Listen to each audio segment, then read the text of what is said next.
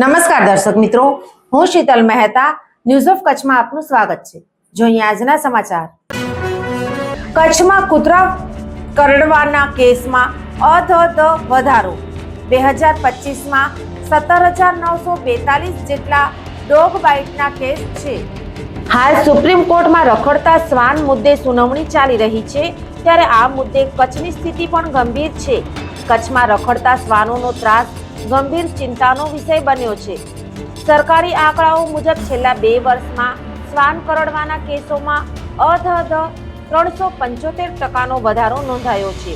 વર્ષ 2023માં સમગ્ર જિલ્લામાં ડોગ બાઇટના 4,785 કેસ નોંધાયા હતા, જે 2024માં વધીને 7,950 સુધી પહોંચ્યા હતા।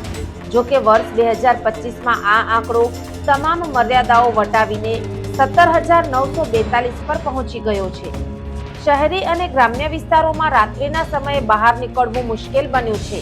ખાસ કરીને ભુજ, ગાંધીધામ અને અંજાર જેવા ગીચ શહેરોમાં શ્વાનોના ટોળા રસ્તા પર અડીંગો જમાવીને બેસે છે, જેના કારણે વાહન ચાલકો અને રાહદારીઓ અકસ્માતનો ભોગ બની રહ્યા છે। નગરપાલિકાઓ દ્વારા નસબંધીની પ્રક્રિયા માત્ર કાગળ પર હોવાથી શ્વાનોની વસ્તી પર કોઈ નિયંત્રણ રહ્યું નથી। હોસ્પિટલોમાં એન્ટી રેબીઝ વેક્સિન લેનારા દર્દીઓની લાંબી કતારો જોવા મળી રહી છે, જે વાસ્તવિકતા જિલ્લા આરોગ્ય વિભાગના આંકડા દર્શાવી રહ્યા છે।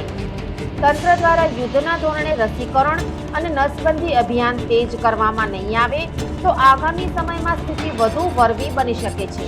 શહેરોની જેમ ગ્રામ્ય વિસ્તારોમાં ડોગ બાઇટના કેસોમાં સારો એવો વધારો નોંધાયો છે। જો કે શહેરી અને ગ્રામ્ય વિસ્તારમાં રખડતા શ્વાનની નસબંધી સરકારના કયા વિભાગ દ્વારા કરવામાં આવે છે અને જવાબદારી કયા વિભાગની છે તે મુદ્દે જ અસમંજસતા છે। રખડતા શ્વાન મામલે સુપ્રીમ કોર્ટમાં ચાલી રહેલી સુનાવણીમાં કોર્ટે રાજ્યોને કડક શબ્દોમાં ચેતવણી આપી હતી। સુપ્રીમ કોર્ટની બેન્ચે ચેતવણી આપી કે કોઈ પણ શ્વાનના કરડવાથી બાળક કે વૃદ્ધને ઈજા થશે કે તેઓ મૃત્યુ પામશે તો રાજ્યને વળતર ચૂકવવાની ફરજ પાડવામાં આવી શકે છે। ન્યાયાધીશ વિક્રમનાથ, ન્યાયાધીશ સંદીપ મહેતા, ન્યાયાધીશ એન.વી. અંજારિયાની બેન્ચે કહ્યું હતું કે શ્વાનના હુમલાની અસર લોકોને જીવનભર વેઠવી પડી શકે છે। શ્વાનોને ખવડાવનારાઓને જવાબદાર ઠેરવવામાં આવશે। સામાન્ય રીતે શ્વાન કરડવા પાછળ માત્ર તેની પ્રકૃતિ જવાબદાર નથી, પરંતુ બદલાતી જીવનશૈલી અને પર્યાવરણ પર મહત્વનો ભાગ ભજવે છે। તાજેતરમાં રિસર્ચમાં મનુષ્યોની જેમ હવે શ્વાનોમાં પણ હાઇપરટેન્શન અને ડાયાબિટીસ જેવી બીમારીઓ જોવા મળે છે। બ્લડ સુગર અનિયંત્રિત થવાથી શ્વાન માનસિક તાણ અનુભવે છે। જ્યારે શ્વાનનું બ્લડ પ્રેશર વધે અથવા તેને શરીરમાં સતત દુખાવો રહે છે, ત્યારે તે અત્યંત ચીડિયું અને હિંસક બની જાય છે। આવી સ્થિતિમાં હુમલો કરે છે।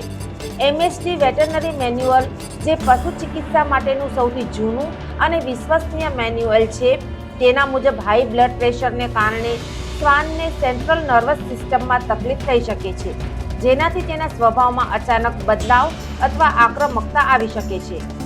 ડોગ બાઇટના વધતા બનાવો પાછળ બદલાયેલી ખોરાકની પદ્ધતિ એક મહત્વપૂર્ણ કારણ બની રહી છે। રખડતા શ્વાનોને અગાઉ ઘરગથ્થુ, બચેલું ખોરાક, અનાજ અને દૂધ જેવી સરળ ખોરાક ઉપલબ્ધ હતો, પરંતુ હવે ફાસ્ટ ફૂડ, પ્લાસ્ટિકમાં ફેંકાયેલો બગડેલો ખોરાક અને રસાયણયુક્ત વેસ્ટ પર તેમની નિર્ભરતા વધી છે। દર્શક મિત્રો, આજે તારીખ 15 જાન્યુઆરી 2026 આ હતા આજના સમાચાર। આવતીકાલે ફરી મળીશું, ત્યાં સુધી મને રજા આપશો। નમસ્કાર।